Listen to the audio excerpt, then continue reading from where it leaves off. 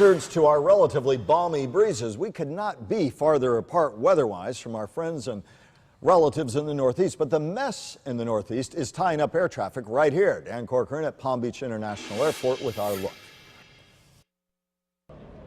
Well, it's been a messy night here at PBIA. A number of cancellations and delays from all across the country coming in and out of this airport. And what's interesting is what's going to be happening tomorrow. A number of cancellations, about a dozen of them already up on the board for tomorrow. So even though the storm is happening more than 1,000 miles away from here, we're certainly feeling the impacts here in South Florida.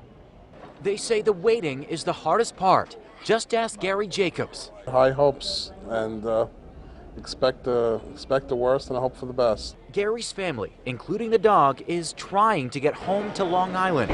So far, the nor'easter, impacting about 1/3 of the nation, has grounded Gary's flight plans. It looks like you've made yourself pretty comfortable here. Is this what you're doing to pass the time? Yep.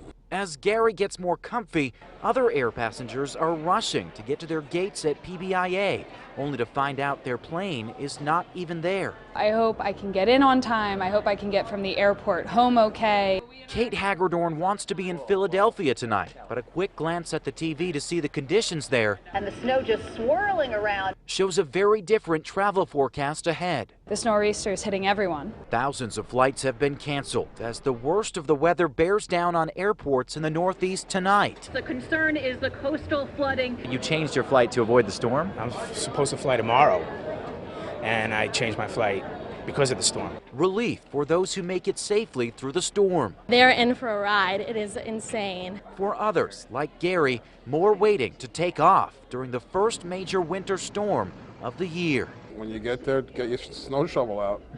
Get ready to dig out the snow.